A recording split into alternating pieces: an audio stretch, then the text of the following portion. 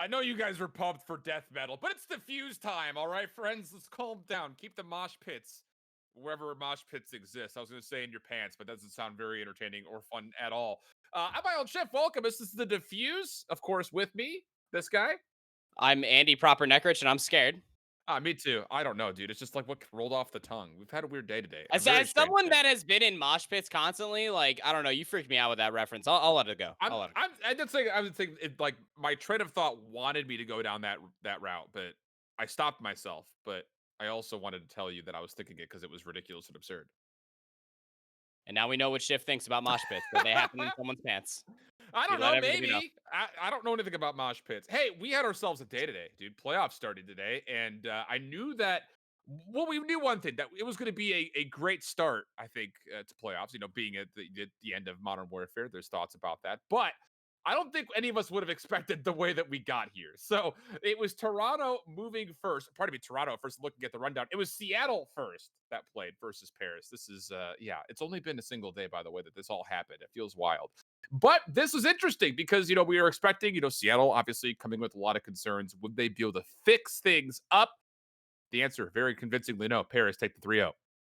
Yeah, I mean, convincing to say the least. I mean, they win 140 points on the opening hard point of Gunrunner. If you weren't convinced on those first few sets of hills, just watching how Zed was just frolicking through the map, even the trust between all the teammates that they were just going to hold P2 as Zed just calmly walked their way over to P3. They lost the P5. Sure, that's fine, but that's it doesn't necessarily matter when you were breaking things as quickly as Paris were. But still, as we continue to talk about it, as we were watching the games, I'm very concerned going into this match for Seattle Surge, and concerns as they may be.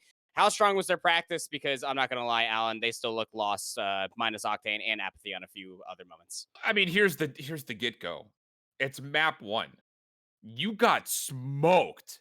Yeah, I mean, annihilated. completely smoked. I mean, they almost got put into the 100-point club at champs. Have we ever seen anything like that before? Because I can't remember anything of the sort. I mean, it is difficult to be put in the 100-point club in this game.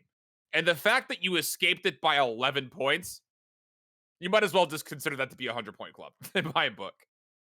Yeah, I mean, like it's kind of the writing of passage here for Seattle Surge, right? Like to not get a 100-point club, that just means that Octane probably found like 2 or 3 kills, and Apathy probably killed one other member, and they were able to waltz in there. But when Proto's dropping 11-27, you're not necessarily going to find those breaks. Slacked wasn't able to keep their life more often than not. Yeah, they went 25-27, but that's not necessarily the tide turning SMG play that you were expecting. Not even from an AR standpoint, as Luca goes 33-21, but even through the search and destroy, we were sitting there and there were a lot of opportunities, snipe opportunities at that.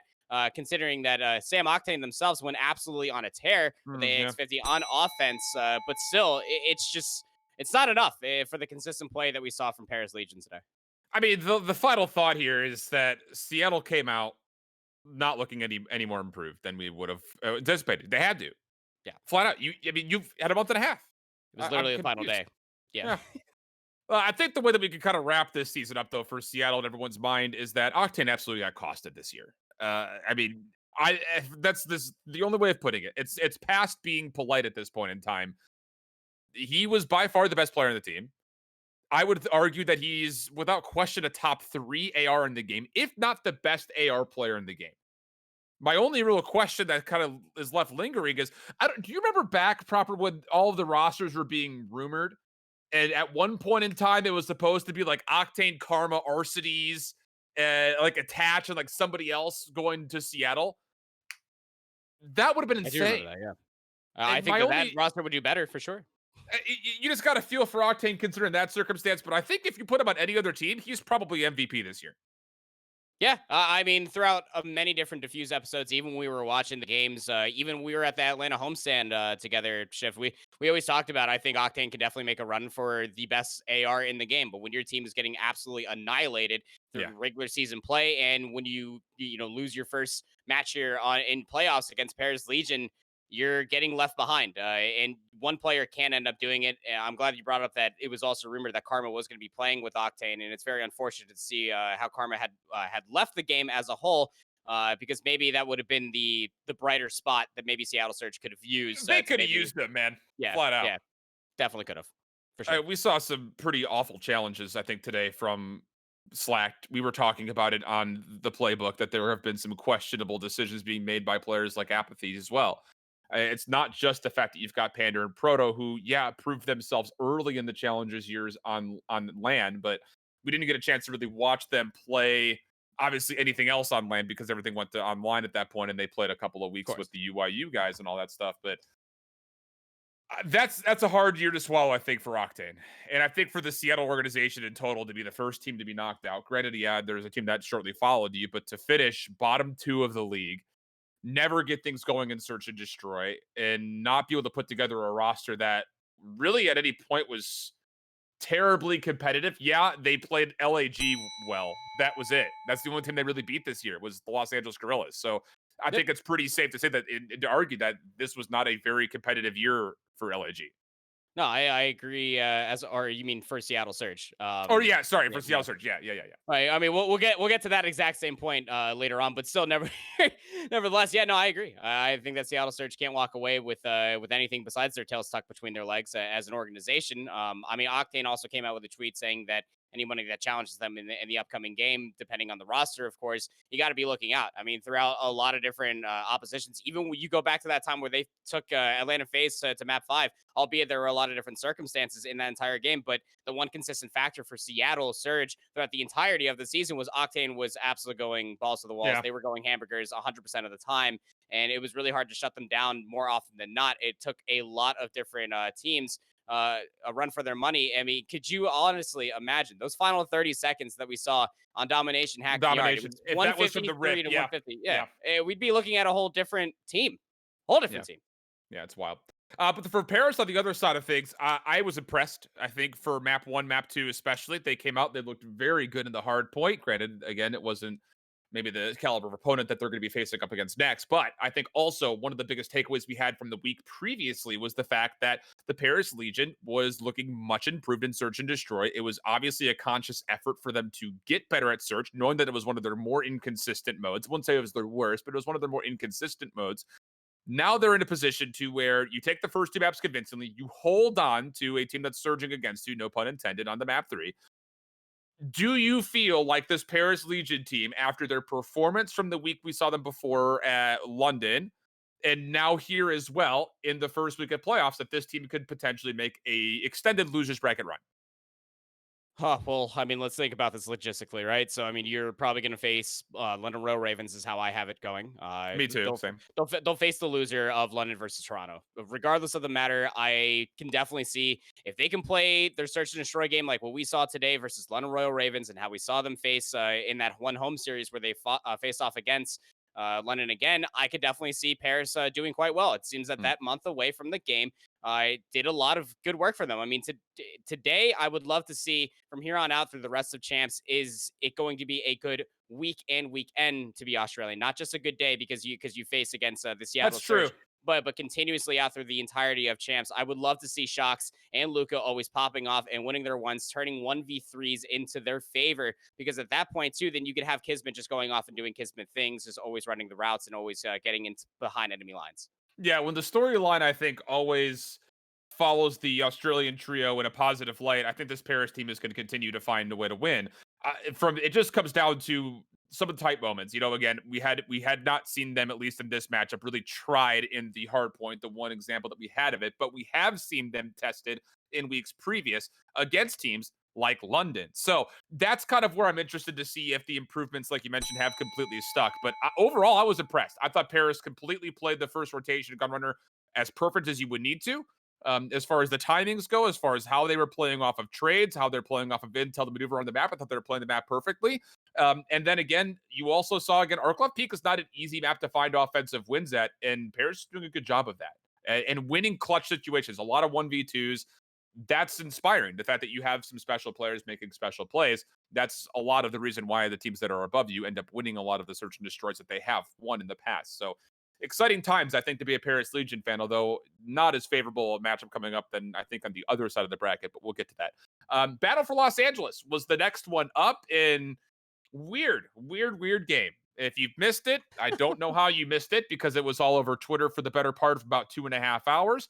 But Optic Gaming LA technically don't lose a map at full force, and still have to go to game 5, in which they're able to clutch things up. We'll talk obviously about Bruce coming in to save the day. But from the overall maps that we did see, the map 2, the map 3, the Gunrunner Search, the Petrodome, what were some of the things that kind of spoke to you in that matchup?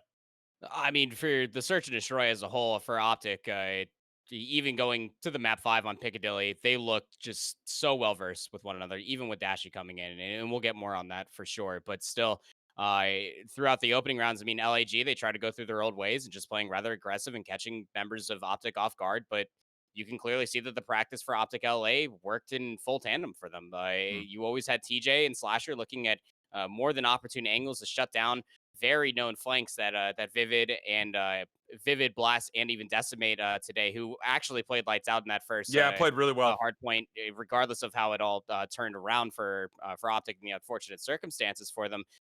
They definitely came to play today, and it seems that the month of practice, even through that domination of St. Petrograd, worked really well for them. Yes, it was only a 14-point difference to be able to solidify that by the scoreboard standards, but the way that we saw Optic LA just playing patient and being able to play out St. Petro domination was fantastic to see. They always had their bases covered. They were always, even in the listening as well. You always ended up hearing about what angles and where they were ended up looking at. They were always worried about restaurant control, and then when they were starting off on the unfavored side, you could see it just through the mini map alone how they were playing it out so wonderfully. Having multiple members in the middle of the map, and then it was actually Kenny that was working through the outside past P1 through the buses and ended up breaking over on C by their own selves just because they were able to pick up on the simple mistake that Los Angeles Guerrillas were trying to force their way to A little bit too early. And that collapse within its own self definitely opened up my eyes to how Optic was playing today.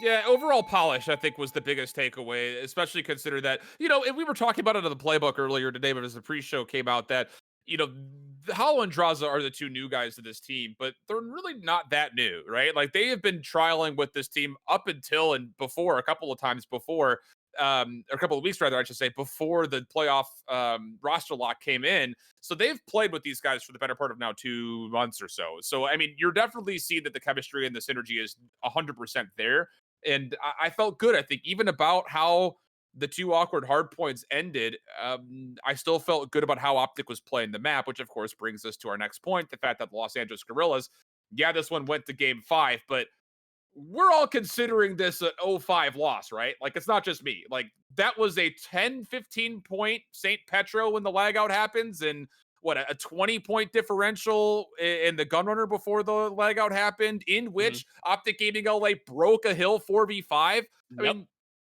Optic didn't lose a map, and I really felt like LAG would have lost every single one of those maps if they were playing out 5v5.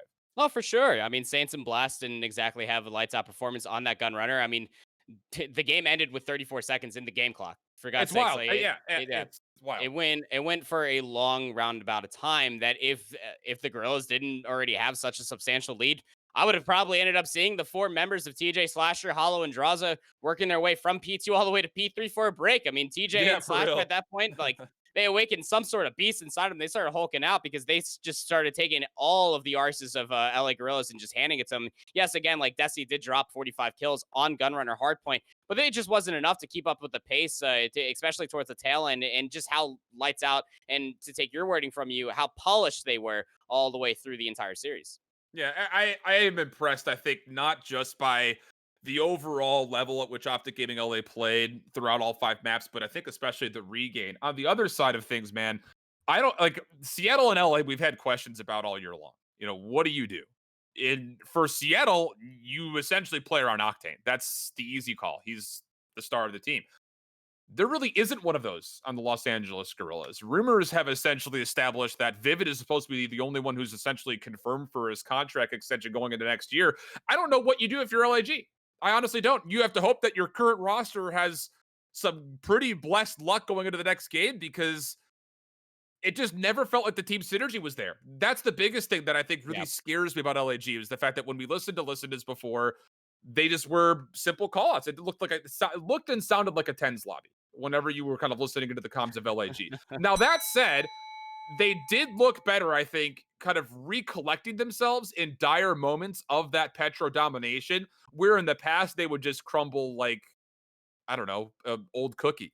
So I think that there is some good news as far as LAG getting a little bit better. Don't look at me like that. It's I don't need yours. You ever like a really old, like hard cookie, you like pick it up and just kind of crumbles in your hands? It's just stale.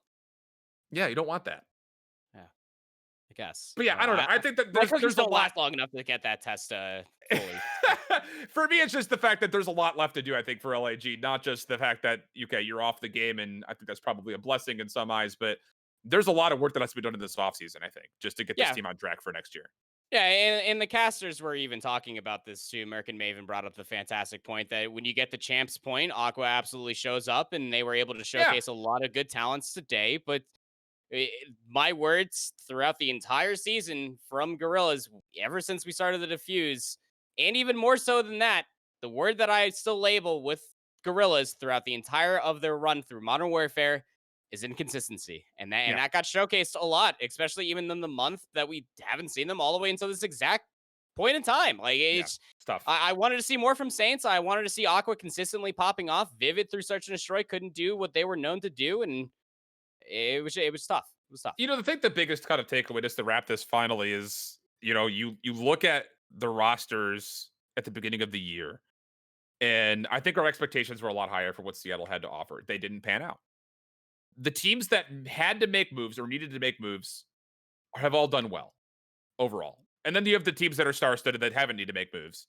These are the two that kind of dropped the ball, I think, when it came to picking up the best appropriate talent for what the team needed, and obviously showcased in the results of what essentially happens when you do that. So tough scenes.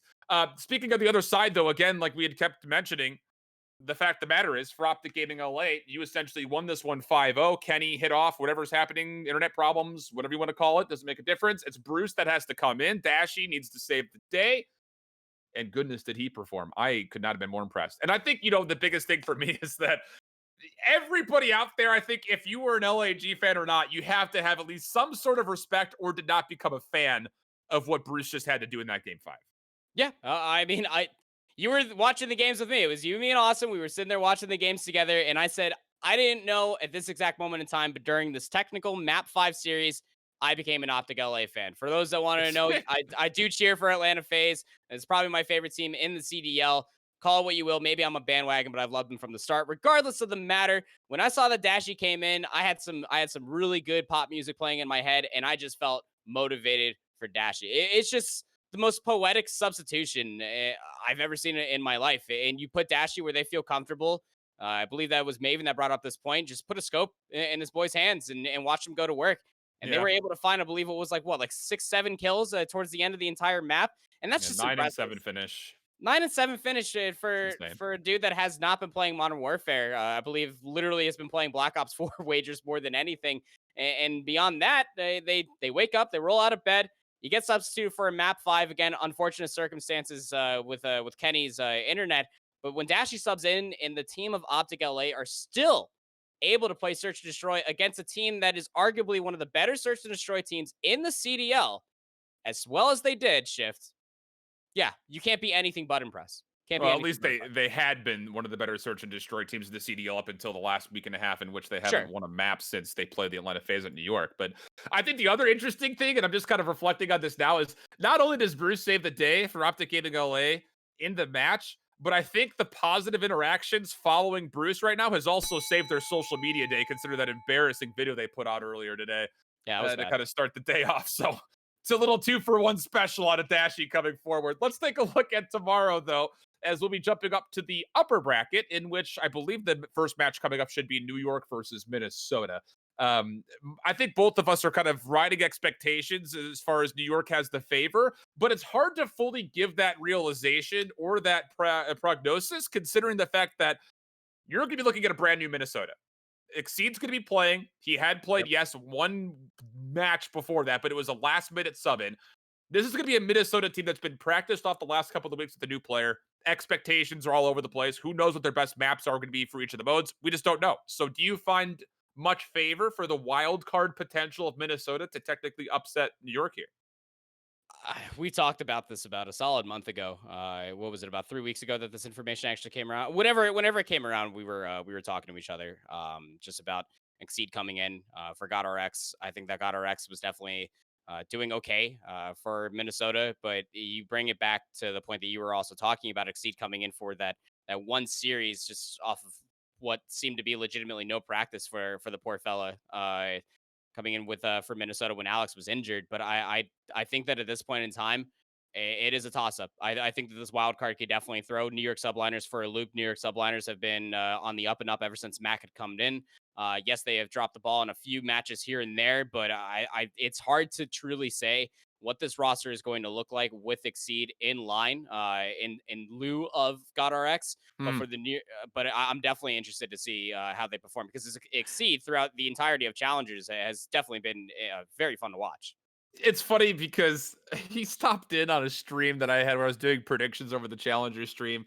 And Exceed was like, Shift, there's no way you're gonna be trying to judge me negatively 2 years in a row before champs. Because last time I was like, man, I'll tell you this Exceed kid's good. I just don't know if he has what it takes to hang at champs last year. And Sicario finished top 12. It's just like one of those things that you just can't doubt the kid. He's a passion player. He's got that Hulk mindset of he just wants to take everybody on, and he usually comes out on top. So I do think this is going to be a competitive series.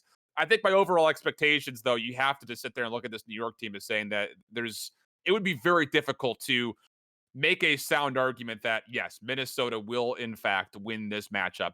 It's just it's too unknown for us to kind of make the prediction. But I'm the other matchup that we have, London and Toronto. This will be an interesting one, especially after Toronto put out an impressive performance at the end of their own home series, going through four of the top five teams, three of the top four at least, actually. And now you're going up against a London squad who has played against the top four teams the most out of every single organization that is not one of the top two, because they've made it into playoffs and championships and stuff like that. So these are two very well tested squads, is what I'm getting at, playing up to against each other. What are the biggest keys that you're looking at for each team if they want to find a W? I mean, just from the history alone from London, they made it to the grand finals versus Chicago Huntsmen. They lost. When they made it to the semifinals in their own home series versus Paris, they lost. And the one thing that I've seen consistently through London in those high octane series is that play a little nervous. They don't necessarily play the same consistent style that we've seen through just regular bracket play. But for me, with when it comes down to I guess if you want to know my keys to victory, wink is that for Toronto especially, it's just the pace that you were able to set. That blitzkrieg pace that we ended up seeing throughout their home series, even versus Atlanta FaZe, versus everybody that they face, Cammy, Kleenex, and Methods. Just don't let up the gas at all, especially when those boys are playing with such confidence shift. I don't care if you have the best sniper in the league, London. I don't see them turning them down anytime soon. Well, the thing is, we talked about this so many times. My biggest keys to victory for London is you have to convert off of your sniper prowess and search and destroy. We've seen him, Absolutely. Weskin, time and time again get kills that still lead to lost rounds. So that has to change, especially on maps like Arklov Peak and Piccadilly. So that's my biggest kind of takeaway for London. You have to be successful in converting off of first bloods if Weskin sniping on maps. The others, you got to be better. We're just hoping you're better at domination. I mean, that's been the weakest point through and through. For Toronto, on the other hand, I think that's just the experience, the veteranship. Is that going to be able to show up again? Yeah, you've got Cammy in the mix. Yeah, you've got Tobias, Kleenex in the mix. Both did well last year at champs, but by no means are the most veteran players in the world. And surrounding you are players like Classic, who, okay, strong player, but is he the best? Methods, same kind of conversation. That's my biggest thing, is you need to have someone who steps up and becomes clutch tomorrow. There are going to be moments, I think, in this matchup, whether it's hardpoint, dom, or search, that are going to come down to, can you clutch up? Do you have the ice? And I think that's going to be the big question, is, are they going to bring that ice bucket to town tomorrow? So that's my biggest kind of takeaway. Like that imagery. You got to put the veins inside the ice cooler before they walk out to the party in Yeah, the backyard chill in him, between because them. the ice Yeah. isn't. The ice might not be fully flowing through it. So you got to chill the veins and see if they stay It's hot out frosty. there. It's hot out there. It's You hot got out you got there. to keep them chilled somehow. You do. Got I to don't keep know them how hot chilled it is in somehow. Toronto. I can't imagine it's all that hot, but I've been hearing I don't know. nothing but just heat wave after heat wave from my poor friends in Canada. Oh, okay. Well, I'm in the mountains over here, so we've been chilling quite Must literally. be nice. It is pretty nice. Let's wrap this whole thing up. Those are your predictions for tomorrow. We will be taking viewer questions, by the way, for you guys. So if you're interested, feel free to start typing them out in chat, and we'll get to them. Just with the gusto of 1,000 suns, if you want to say that much. I don't really know why I'm saying that, but I am. But now talking about the other kind of final point, we have officially gotten, at least publicly established, what are the disconnect rules. We got them for hard points specifically, in which the point threshold in combination of each other has to be below 150 points. The team that's behind has to be within 30 points of your opponent to get a reset. If you're winning and the point threshold is in total below 150 points, it resets either way. Do you think that this is enough? Obviously, we don't know what the rules are for Search and Destroy or Domination. That hasn't been publicly noted. But now that we know it for Hardpoint, do you feel confident in this rule set as far as disconnects go?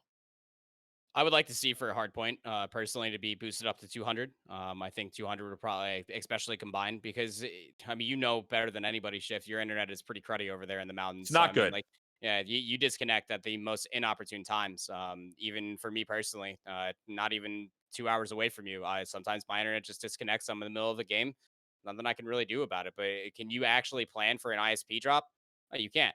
But I think that what you can do to try to combat it on hardpoint exclusively would probably be bump it up to 200, because if you start the map and you go through the first two set of hills, player disconnects. That's an obvious one. But literally today it was at 190 points, but still a very close game combined in between the two teams of Optic LA and Los Angeles Gorillas. It was just at 190 that you just saw Kenny just stop and stand still. Yeah. A close St. Petra hardpoint at that, a competitive one. But once that one moment happened in time, it was 40 points too far gone for a map reset. I would like to see it go to 200 points. I think that's more reasonable. I'm sitting here, I'm saying 300. Because again, it doesn't reset if you're behind Right. unless you're within 30 points. So that's like 160 to 140. You want that reset at 160, 140. Like that's a tight game. Yeah, And it's right absolutely. in the middle. Like you still have 100 points to go until you win. That's 2 to 3 hills that you're still figuring that you still have to go through. I would like to see it go to 300, I think, personally. I think that's fair. Because after that point, it's just one of those things, because even if someone would be like, well, what if someone lags that at 210 to 190? I would still want to see the end of that game come through at the full 5v5. Yeah. So it's tough. And I get that the threshold at a certain point, it becomes logistically unreasonable, because what happens if you get to 160, 140 three times in a row and the same disconnects keep happening? Then you're playing out the better part of 8 minutes of a hard point three times in a row. So I also get the time constraints on it. It's just, I think that everyone's public opinion is, how is there not a pause feature yet in the game? How is that not a, like, okay, like we need to try to find a way to insert this? And I think that it's pretty safe to say that everybody out there, without putting their opinion too far forward, sit there and say that there should be one. I mean, we're in 2020. A lot of games have had pause features for some time, or a way to at least reconnect. And I get that the server restrictions might be a little bit more difficult to imply that on, but man, not having a pause feature is I don't think it matters what rule comes into place. I still think that there are circumstances in which it'll look and feel unfair because there's no way to reconnect or get a pause feature going. So I mean, look at it from like the casual standpoint, right? Like you don't play Call of Duty, you don't analyze Call of Duty, you just like watching Call of Duty. Regardless of that matter, if you come from traditional sports, you come from other esports, this comes down to competitive integrity. And to kind of bounce off and piggyback what Alan was just talking about, you want to see the conclusion of that map. Because again, that St. Petra hardpoint, albeit And the it was, gun runner. yeah, that was I was about to say too. It was like a 20-point lead at that.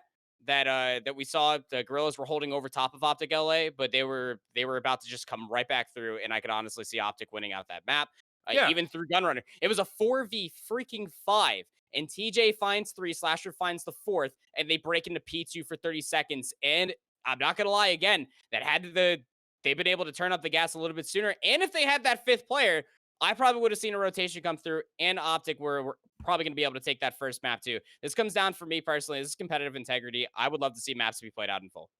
Yeah, it's just real tough, man. Like, as we can sit here and pick apart the rules all we want, at the end of the day, if the league doesn't have the ability to enforce or enact any kind of a pause, there's only so much they can do. And I don't Yeah. think we can sit there and blame the CDL in any instance. I think that, even coming forward and making these rules public, I think that this is probably pretty close to like the best available option. It's just really tough, man, that we're in this position where we have to nitpick a rule like this, Sure. and there's not a way to kind of save the situation. So That's kind of our thoughts on it. And we will be taking viewer questions for you guys that are out there. So again, please hit up the chat if you have any questions coming forward. I'm also going to take this time to again remind you that not only are we going to be running this show every single day after the playoffs come to a conclusion, or at least the stream comes to a conclusion, not the playoffs, I should say. But we'll also be running a pre-show called The Playbook, in which we'll be breaking down some moments, kind of giving you some insight on what to look for teams that are going to be playing in those days' games. So join us tomorrow right here at 2 o'clock with myself and Visions as we'll be breaking down some of the plays coming through. Dom asked a good question. Who is the biggest sleeper team? And I'm going to add a little bit of a caveat to it. With what you saw from Optic and what you saw from Paris, do they kind of rise up in your mind as being potential sleeper picks? Optic, I mean, well, we talked about this, and I'll go ahead and elaborate to the stream too. I mean, Optic, wherever they face versus if say New York drops down after a very competitive match versus Minnesota, maybe Optic puts a very competitive fight against New York, but I still see New York beating Optic. Yeah. I see them beating Minnesota for sure, but then you go over to losers round 3, to where they're probably going to be facing Chicago or New York at that point. I don't see them getting past losers round 3. Yeah, it's I tough. don't think it's Optic. I think the biggest sleeper team in this current juncture of time would probably be London, 100%. I think that London, throughout the month of practice that they have been able to showcase themselves, it's not going to come down to just being the best sniper in the game. I would love to see Scraps in tip-top form. I would love to see Zero getting more aggressive with the MP5, and I think this team could be a force to be reckoned with. I'm going to take the pure definition of sleeper team and go with a team that nobody's talking about or knows nothing about and say Minnesota. I think they have the biggest potential to be a huge sleeper. That's fair. I feel super risky going out in that ledge and try to battle for them though, because the results have not ensured any kind of confidence over the last 3 months, really. So that's where it really kind of lies as far as like the pure definition of who could be the biggest sleeper team. Who knows? Maybe this Minnesota team's freaking nasty with Exceed. We don't know. We just don't know. So we'll find out tomorrow, and then we'll be able to make that call a little bit more confidently. But they're my biggest overall definition of sleeper. But as far as who could potentially be a Cinderella, I think that the biggest Cinderella out there is still Toronto. As far as being able to turn around the back half of a season, come from being dead last in the pro points to 7th at the end of the regular season, and now be in a position with a lot of favor riding into a bracket in which I think they could beat London. I think they could beat Florida, and we've seen them beat Dallas. Yeah, I think there's a very big potential that this squad could very well do something, but it would be difficult, obviously, to say the least. A lot of other questions coming in. Missed the first half. What were your predictions for tomorrow's matches? We didn't actually give full on No, we predictions. didn't. We just kind of gave we have New York winning and we have Toronto winning. But We what do did you have? agree. Yeah, what do you have for map count for New York, Minnesota? I got New York winning in 4, 3-1. I have Toronto winning 3-0. Okay, so I've got New York winning 3-2, and I've got Toronto winning 3-1. Are mine. So we're pretty darn close there. I'm giving an extra map That's in weird. favor of both of our other teams, but we're in agreement for again. Doesn't happen very often when it comes No, to it us does not. agreeing on things. Um, with Dashy's search and destroy performance, would it make sense to sub him in for search and destroys or for teams to do something similar in the future? I think this conversation's come up a lot, right? Proper, like when it comes Yep, down to like, Toronto, do you just get 5 guys to get better at search and destroy and sub the whole team in? That's yeah, not realistic. I think at the end of the obviously. day, you're trusting the overall synergy of whatever your best 5 are. And as much as I would like to make an argument like Dashy as a sniper specialist, will you just jump? Is he if he just sits there and Pamages out the entire year where he does nothing but snipe all year long? Do you just sub him into snipe? Maybe even on just maps like Arklov Peak and Piccadilly. I still think that would be a difficult call to make. Yeah, I mean, like you see it happen in other esports. It's primarily in Overwatch. Is the Yeah, only one sure, that sure, really sure. comes to mind. Is that you get on one game mode. It's more hit scan based. So you sub in that one player that's good at that one specific hero. But in Call of Duty, I mean, you got to see it today during the Gunrunner Search and Destroy. TJ Halley with the sniper rifle was in pretty top form, and I think that that's probably what we were going to end up seeing on Piccadilly had Kenny not disconnected. But I think that's definitely a conversation through, especially into next year's Call of Duty. What we can end up seeing is that potential. Maybe you do have that sniper specialist. I would think that that would definitely add a certain twist if that Yeah. specific player is good on that specific map with this specific weapon. But when it comes down to it, subbing players in left, right, and center, it could definitely throw a giant wrench inside the system to the team's coordination. There's a lot of trust that also comes into play when it comes down to like 2v3s, 2v5s, so on and so forth. I think the other side of it too is that It's a lot of money to throw around for a guy that's gonna come in maybe once a series. You know Maybe what I mean? once. Yeah. To maybe hit 6 or 7 snipes, that's tough.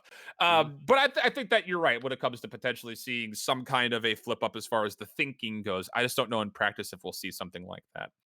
Um, Cryptic pretty much already asked the question as far as do you think the Rocket will bounce back and make a run? It's hard to say. I think we're gonna find out pretty quickly though, tomorrow. Um, I'm sure it was apparent that Dashy was going to be a starting roster next year, but how much, if at all, did today's performance help his stock for next year? Helps it massively, man. Yeah. It's not. I'm not trying to sit there and say that he wasn't being a consideration or not going to be talked about because he was put onto the bench, but it definitely puts him in a more positive light when it comes to, hey, this guy was put on the bench and he can still perform. So we definitely need to be considering him going into next year. Where you have players like Phantoms, who we haven't heard or talked about at all. The only reason that we talk about Phantoms to the Paris Legion bench is the fact that nobody's talking about him. But I think the fact is, now that people are talking about it again, that little bit of extra circling clout when it comes to, yeah, this guy can still hang is definitely going to help when it comes to negotiations next year. Oh, 100% helps. Yeah. I mean, kid can hit snipes. I don't think that anybody was really questioning that with Yeah. Dashi. He's always been pretty nasty with the sniper rifle all year long. It just came down to their sub play that was more lackluster as they were bouncing in between roles with the AR and then the sub. But when it came down to search and destroy, you put a scope in this kid's hand, like, yeah, Bruce is going to turn up. There's a reason why Yeah. that meme exists on the internet. Do we think that summons need to be quicker or more timely based for decisions? Can we say that LAG was potentially iced? I mean, I I don't know what Look at your the thoughts are. circumstance. Look at the Like circumstance. they were, and our producer Jay Pistachio hit it right. They were getting smoked. I mean, they were getting blown up. But I'm going to take the argument and kind of apply it to like the NFL, like icing the kicker. Like I know that like Ninja when he put the whole point, like you're an NFL kicker, you shouldn't miss a kick. Like shit happens. Like you're not going to make every single kick. But the whole argument of like icing a kicker I think is kind of ridiculous because at a certain level, you're going to make it or you're going to miss it. And sitting out of the field for an extra 15 seconds, not kicking a ball into a net, I don't think is really going to affect you. Is if you were going to miss that kick, you're going to miss that kick. That's Sure. kind of the whole idea. If you're going to make that kick, you're going to make that kick. I think it's kind of the same idea in Call of Duty. Like sitting there and not being able to jump into a search and destroy for an extra handful of minutes, I don't think is going to impact the decision of what happens in that map. I Yeah. think Octane Gaming wins that map regardless of if it's 2 minutes sooner or 20 minutes later. Yeah, I agree with Shift 100%. I mean, given the circumstances, obviously, you have to think about that they were probably giving a certain amount of time to see if Kenny's internet was going to come back, to see if they could actually play Yeah. with Kenny, and then the decision to sub in Dashi. I mean, then you also have to make sure that Dashi is also warmed up themselves. But that's also a different circumstance that even Shift brought up that you have to be ready 24/7. And I think that comes down to the substitute that if you are basically watching these 5 members of Optic LA play throughout the entirety of this series, Yeah. regardless, you should be prepared to be subbed in at any given time, just like a kicker should be prepared to hit that dang field goal. But at the same at the same point in time, you also have to look at the matters that LAG did not get iced at all. They were getting worked throughout the entirety of that, and if their time was literally just spent there, just sitting back, just twiddling their thumbs, instead of keeping themselves warm, that's on them. That's not on the time that was allotted to Optic Yeah. LA to get the substitute in. I think the whole ice conversation is just one that gets a lot of overvalue. I think there is some consideration for not being as crisp, maybe not having, if it's like, I think the conversation when it's like, okay, we played our first match of the day at 3 o'clock p.m. Eastern. We had to come back and play at 9 or 10 o'clock p.m. That's getting iced. When you're Yeah. sitting around not maybe playing as much in the 6 hours, shooting bots is not at all the same, but an extra 10, 15 minutes in between a map, I don't think is going to affect the result all that much. It should. Final question here, just kind of speculatively, what city would you guys want to see be repping the CDL next season if there is an expansion? Oh, well, me and Dom are actually from the same city, so I'm along with them here in chat. I would DC? actually, yeah, I would love to see a DC team. I think that would actually be really cool. The only other DC team that I know has absolutely flopped in a different league in a different game that I won't necessarily talk about right now. But still, at the same point in time, I think that would be it'd be really, really awesome to see a Call of Duty team represented for the nation's capital. I think that there's a lot of cool things that you could end up doing that marketing wise, names that aren't like the football team. I think you could do a lot of cool things with that. Yeah, my first reaction is somewhere in New England, Boston, Philadelphia. I think would be another smart place to St. put a Louis would be a franchise. cool one too. St. Louis was another one. Yeah. Somewhere out there in the Midwest that can essentially hit that target audience. Between the Dakotas Ooh. and New Kansas and Orleans? Nebraska. New Orleans could be cool as well. I Ooh, think that would be a yeah. really cool spot for an organization. Just again, hit the same demographics. I also think somewhere in North Carolina would be cool too. Somewhere like Raleigh, maybe not Charlotte because it's a little bit close to Atlanta, but like putting a team in Raleigh, something like that, I think could be a Or really good just like idea. the giant, like out of left field, just give me a North Dakota team. Screw it. Do it. Just do Oh it. man, here comes the Bismarck Bisons, which is actually the North Dakota mascot. But yeah, there they come. Everyone insane, Give ready to Vermont watch. some love. Let's Yeah, go. Vermont, dude. North Maine, dude. Somewhere up by Prince Albert Island, something like that. New Hampshire, like I don't know, just like what if it's just like some random state out there? Like I don't know. I think that would uh, actually be funny. Nobody gets what they want. Pick one international country or city to be represented. Which expansion internationally would you want to see? I think Tokyo. I think Japan. I think Ooh. Japan. I mean, you and I The throughout casting challenges, we have grown a lot of love I feel like for the some Japanese problem players. That would be with fun. going to the Eastern Hemisphere is the fact that you're out there by yourself in a community that is We have a lot in not common then. very well represented. So, like, is the cost of putting on productions and representing a region in whether it's Japan or in Australia, will that actually bring the exposure to benefit the move of a team out there? I feel like a team out there would really struggle. Oh, for sure. Um, I think a But it team would in be cool. Spain would do well. I would actually really like to see a team in Germany, personally. I think yeah, I think that would be pretty neat. I think that would actually do pretty well. I don't know. I just have a love for APAC region across a lot of different games too. I think they deserve some love as No, well, I even if they're agree. isolated. Yeah, I agree. I agree. It'd be Uh, tough for the league, but it would still be yeah, pretty getting good. anywhere. I think getting anywhere further east than Germany would be a stretch, though. I think that the game just unfortunately doesn't have the community exposure to do all that well. Maybe Australia, maybe the Melbourne Maybe, area. Yeah. maybe. I think if you put a team in Australia, Sydney, Melbourne, somewhere like that, I think you Just pick up instantly Renegades. Like the entire continent would 100% be behind that squad. The problem is, talking with those APAC guys, like they already have a hard time tuning into these games. it's true. Like, so, like, is picking up a team worth it? Because you're not going to be hitting extra new regional numbers, most likely, because you're not going to turn the entire broadcast over to an Australian time zone just so they can watch. You know what I mean? I mean, Miles said it too at the beginning of the broadcast. Like, good morning to Australia. They were literally Yeah, watching those five games at o'clock in the morning. 5:30, Yeah, 5:30 in the yeah. morning. So that's tough. Good questions, though. Thank you guys for tuning in. Again, we'll be doing this show every single day after the playoff stream comes to a conclusion. So make sure you stop right back in. The show will eventually move back to Checkmate Gaming for the finals weekend. But from now until Sunday, you'll catch us right here doing all of these recaps. And on top of that, every single day before the games, an hour before, the playbook, the playoff playbook, if you want to call it that, will be back live. We'll be setting up some of the things to look for in the teams that are playing on the day. But until next time, friends, that'll be it for us here this evening. Don't let that fuse fizzle out. We'll catch you tomorrow. So long.